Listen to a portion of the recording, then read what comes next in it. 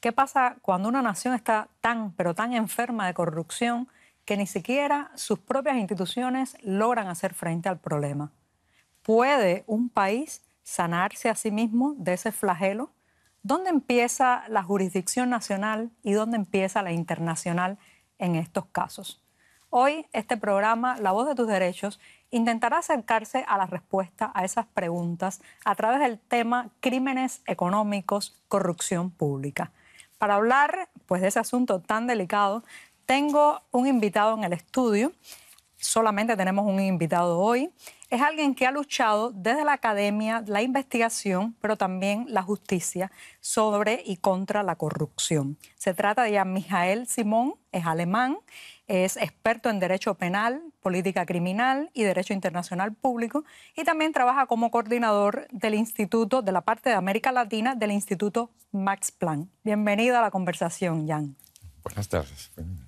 Bueno, pues cuando te presenté, pues está claro que por todas estas cosas que he dicho, estás muy metido en el tema. Así que me encantaría que me ayudaras a clarificar algunos conceptos, algunas ideas y sobre todo, antes de comenzar a preguntarte, debo decirte que este tema nos lo sugirieron desde Venezuela. Alexis Correia habló precisamente del tema de corrupción, corrupción pública, corrupción ya a niveles de gobierno. Y bueno, pues quisiera agradecerle que nos haya sugerido este asunto tan delicado, ¿no? Y ahora bien, ¿cuándo se puede decir que se está en presencia de una corrupción sistémica? ¿Qué señales hay? ¿Cuáles son los indicios? Bueno, es explotar sistemáticamente la función pública. Se convierte el Estado, es decir, la construcción que nosotros tenemos para convivir en un mercado. Convierte nuestros derechos en un mercado de una manera sistemática para fines privados, podríamos decir. Los actores son de diferentes índoles. Son actores públicos, los políticos, administradores, pero también somos nosotros, a veces, claro, cuando participamos en ese tipo de sistemas. Y cuando hablamos de nosotros, hablo sobre todo sobre actores poderosos. Poderosos que dentro de la sociedad juegan un rol suficientemente importante para poder cooptar elementos del Estado. Y es especialmente grave este tipo de corrupción porque defrauda nuestra confianza en la función pública. Y cuando nuestra confianza en la función pública no es garantizada, nuestro Estado no es garantizado, y cuando nuestro Estado no es garantizado, en el fondo, nuestro fundamento para nuestra seguridad, para nuestro desarrollo, no está garantizado. Ahora, Jan, cuando presentaba el programa hablaba también de un término, jurisdicción. ¿Dónde comienza o termina la jurisdicción nacional? ¿Dónde la internacional? ¿Me podrías aclarar también este término que parece tan importante cuando hablamos de corrupción? Ya, jurisdicción en el fondo es un término que define cuándo puedo juzgar a alguien por un delito. No solamente por un delito, porque también en materia civil, pero en derecho penal es así, por un delito. Y es o mi Estado, que me puede juzgar a mí por haber hecho o perpetrado un delito en mi país, pero también puede ser otro Estado que puede juzgarme a mí por haber hecho algo en mi país. Me explico. Por ejemplo, si yo soy una persona que ha transferido dinero que yo he robado de los fondos públicos de mi país a un otro país, como por ejemplo a un banco en Estados Unidos, o a uno de esos paraísos fiscales. A uno de esos paraísos fiscales que normalmente trabajan con un banco intermediador que está en Estados Unidos, aplica una regla que existe en Estados Unidos para poder tener jurisdicción sobre esta persona, aunque ésta no esté físicamente en Estados Unidos.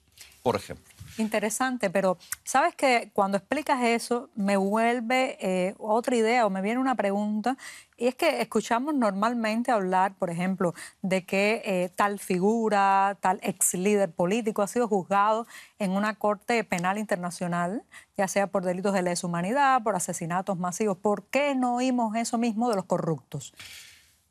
Excelente pregunta.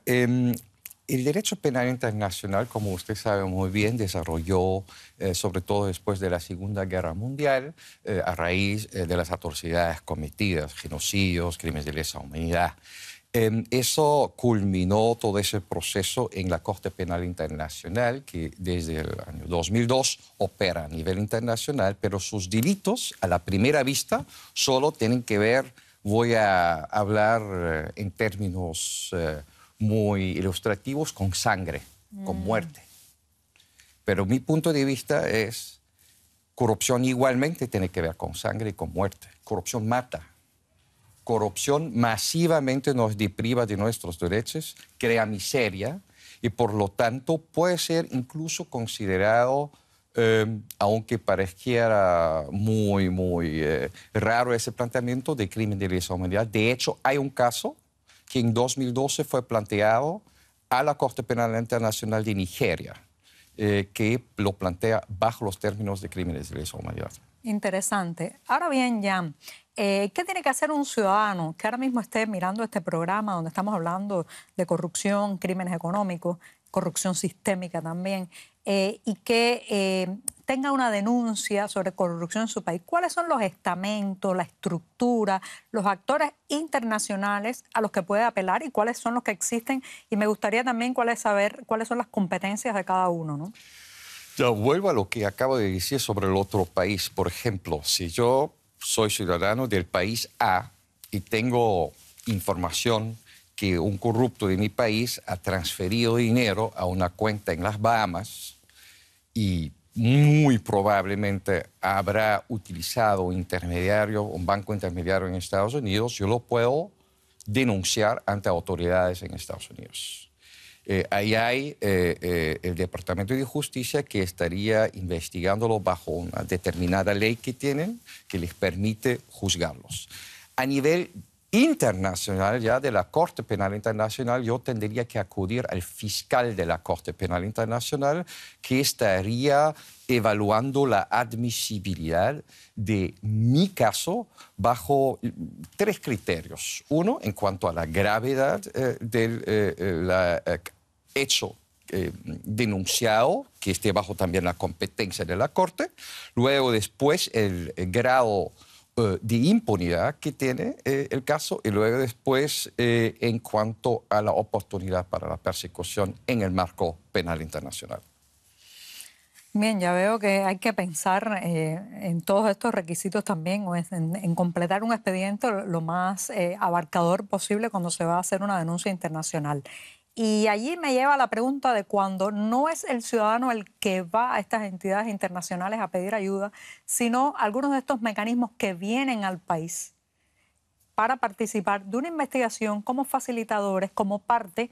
¿Qué papel juegan? Y en este caso, esas entidades internacionales, ¿cuáles son las competencias cuando están en el lugar? Estamos hablando de mecanismos de apoyo a la persecución penal normalmente en mi país. Siempre hablo de mi país. Y ahí hay literalmente en ese momento como 3 posibilidades. Una es un simple apoyo técnico a las instituciones nacionales para que persigan los delitos de la corrupción. El otro extremo es una entidad penal de apoyo a las instituciones nacionales que podrá jugar un rol activo en la persecución penal de delitos de corrupción. Y ahí hay 2 subespecies. Una que activamente participa en algunas fases, incluso independientemente del actor nacional, y la otra que lo acompaña en todas las fases del proceso. Ahora ya, ¿no crees que eso también tiene un peligro? y es que los países se acostumbren a esa presencia, a esa supervisión, a ese acompañamiento o tutelaje internacional y terminen por no desarrollar instituciones sólidas, fuertes, para supervisarse ellos mismos?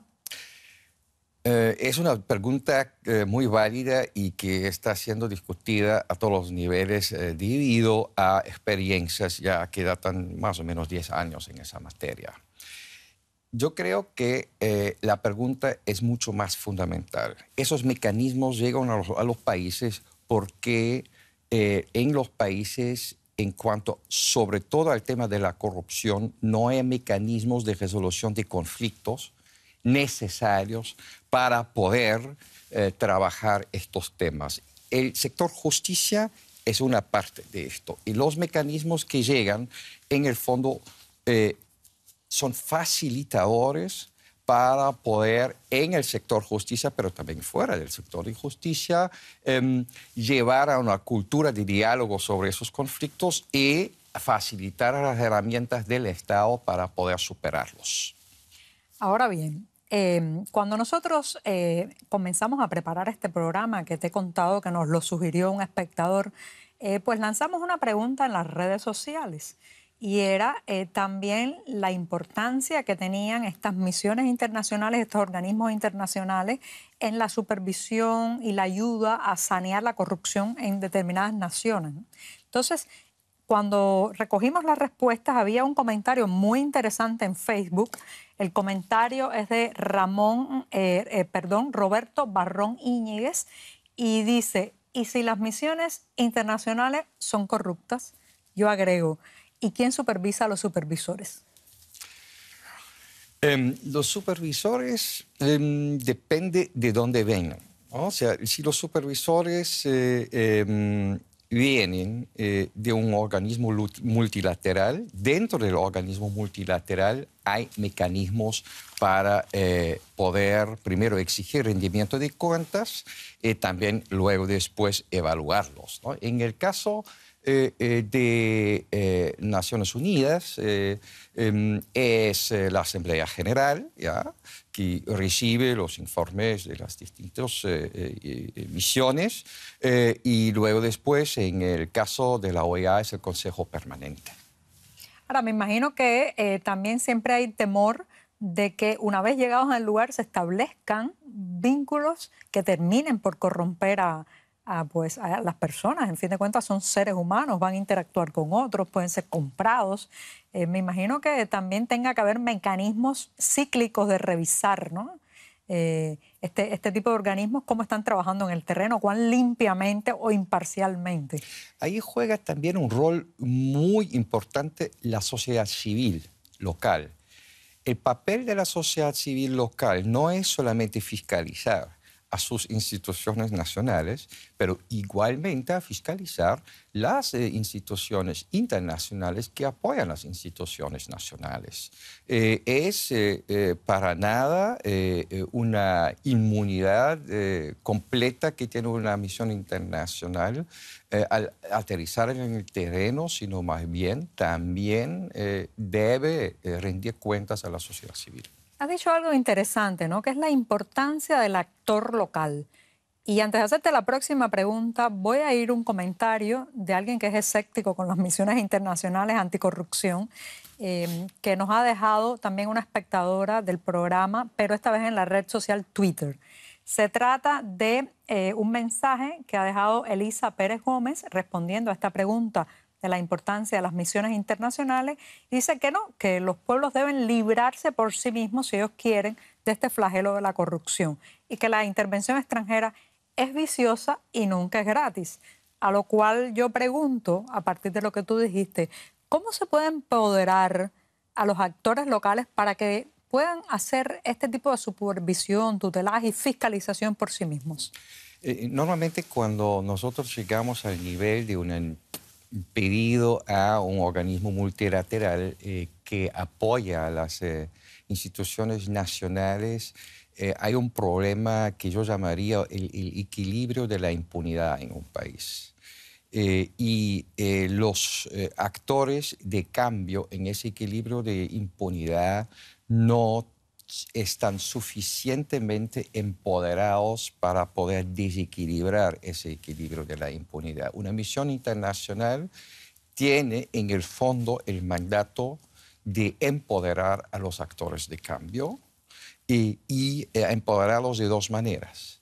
La primera es, si hace falta una capacidad técnica, capacitarla, pero también de respaldarla en el momento que se exige que ella haga el trabajo que debe hacer. Ese concepto de equilibrio de la impunidad me parece sumamente interesante, cómo romper ese equilibrio malévolo, maligno en una sociedad.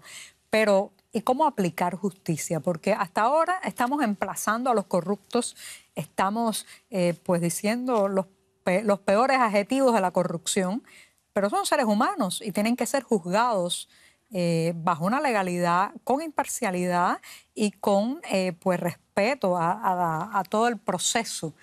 ¿Cómo se puede lograr todo eso en medio de un escándalo de corrupción donde la sociedad está muy indignada? ¿Los organismos internacionales también vigilan por eso? Bueno, los organismos internacionales trabajan bajo un concepto principal, que es el Estado de Derecho, Rule of Law. Naciones Unidas se maneja bajo este concepto y igualmente bajo la Carta Democrática, la OEA y sus misiones. ¿Y en qué consiste el Estado de Derecho cuando estamos hablando de esos casos? Estamos hablando de objetividad, imparcialidad en la aplicación de la ley. Y esto igualmente rige para las instituciones nacionales como también para las misiones internacionales.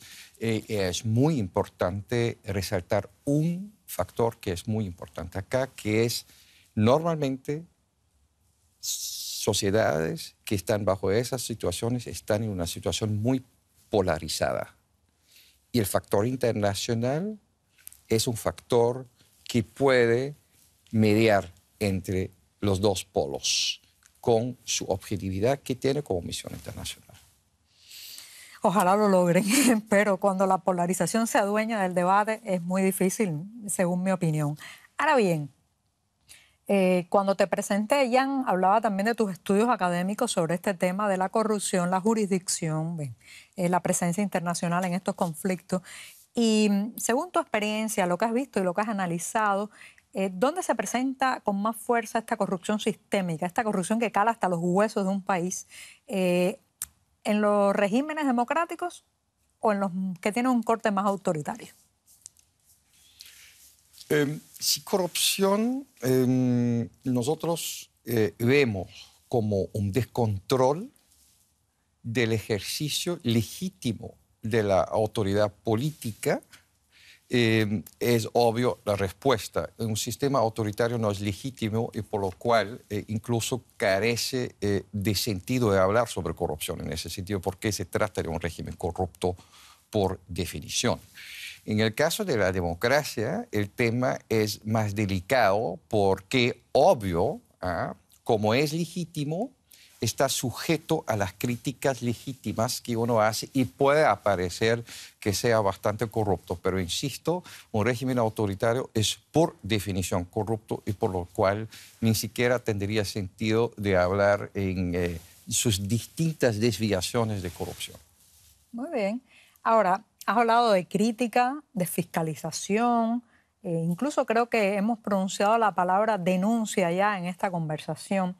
Y bueno, pues voy a hablar la sardina a mi sartén, que son los medios, la divulgación de contenido. Y me gustaría compartir contigo y también con la audiencia de este programa de La Voz de tus Derechos un pequeño video que a mi juicio es uno de esos tantos mecanismos que se utilizan para denunciar. En este caso, está hecho por la organización Transparencia Venezuela y habla sobre la situación en ese país sudamericano. Vamos a verlo. En julio de 2016, Transparencia Venezuela inició la investigación sobre las empresas propiedad del Estado, las EPE, a fin de identificar cuántas son, qué hacen, su calidad de desempeño, resultados y muy especialmente su nivel de autonomía e independencia del Estado. La investigación determinó que desde 2001 hasta 2017, durante los gobiernos de Hugo Chávez y Nicolás Maduro, el Estado venezolano pasó de tener 74 empresas a 526, por vía de creación, expropiación, confiscación, nacionalización, reestatización o renegociación de asociaciones estratégicas. La adquisición de tantas empresas por parte del Estado ha sido una pésima inversión para el país, pues a pesar de las grandes inyecciones de presupuesto nacional, las EPE siguen críticamente endeudadas, no aportan ingresos al Tesoro Nacional, ni bienes y servicios para los venezolanos. La sociedad venezolana, en su conjunto, ha sido la gran perdedora en la apuesta del gobierno por hacerse empresario. Unos pocos, en cambio, han ganado mucho.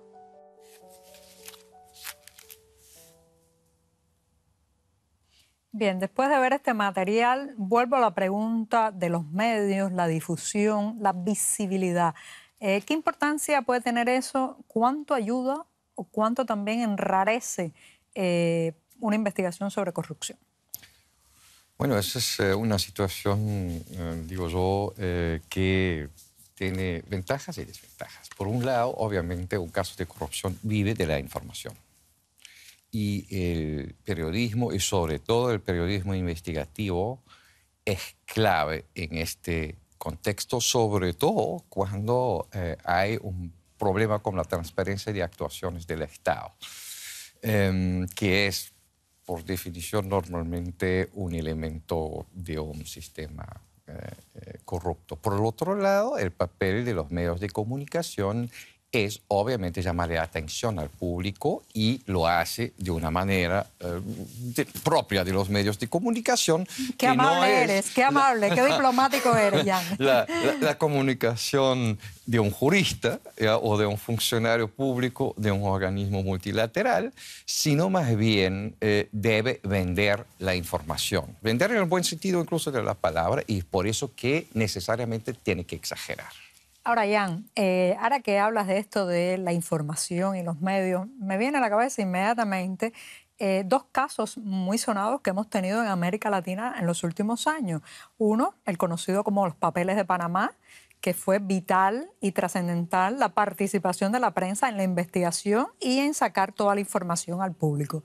Y otro en esta especie de telenovela por entregas y por capítulos que estamos viviendo en el caso de Odebrecht, donde cada día prácticamente aparece una nueva información que vincula a un gobierno, a una empresa, a un individuo con esos largos tentáculos de la empresa brasileña Odebrecht. Conoces un poco del tema y me gustaría, a grosso modo, de manera muy breve, que me cuentas cómo detona este caso Odebrecht. Ya, quizás también con relación a los Panama Papers, porque tienen algo en común. En común es que alguien suelta información. Estos casos no caen del cielo, sino más bien alguien suelta la información y a partir del momento que suelta la información empiezan a moverse las ruedas de la justicia. Y la pregunta obviamente es por qué alguien suelta la información. En el caso de los Panama Papers sabemos muy bien que fue una persona dentro de un banco que filtró esta información y esta información luego después fue filtrada a periodistas de investigación que hicieron su trabajo que tenían que hacer con esta información. Los motivos pueden ser varios, no voy a entrar en las distintas motivaciones. En el caso de Odebrecht, lo más interesante de esto es, primero, que el caso detona porque es un modus operandi de financiamiento de la política. Has dicho una palabra, Jan, que es la palabra política. Y en este caso de Odebrecht creo que trasciende mucho más allá del desvío de recursos, los sobornos, la corrupción económica. ¿En qué terreno se adentra? Vuelvo a lo que dije desde el principio. En el fondo es un caso que mejor ejemplifica que es corrupción sistémica. Sistémica en el sentido que realmente va contra la confianza muy fundamentalmente de los ciudadanos porque ven que su voto es defraudado en el fondo. Cuando esto sucede algo muy grave que defrauda completamente a la ciudadanía y que hace con que el sistema queda completamente delegitimado y el daño que produce es más allá del daño patrimonial. Muy bien, bueno, te agradezco muchísimo, Jan, todas esas explicaciones. El tema da para mucho más, pero bueno, tendremos que hacer otros programas. Lo que sí quiero recordarle a todos los que están viendo hoy La Voz de tus Derechos es que este flagelo de la corrupción, cuando cala hasta los huesos en una sociedad, es muy difícil que los propios mecanismos internos logren sanar por su cuenta. De ahí que la observancia, el tutelaje y la presencia de organizaciones internacionales sea tan importante. Hasta la próxima y no se pierdan nuestro próximo capítulo de La Voz de tus Derechos. Gracias.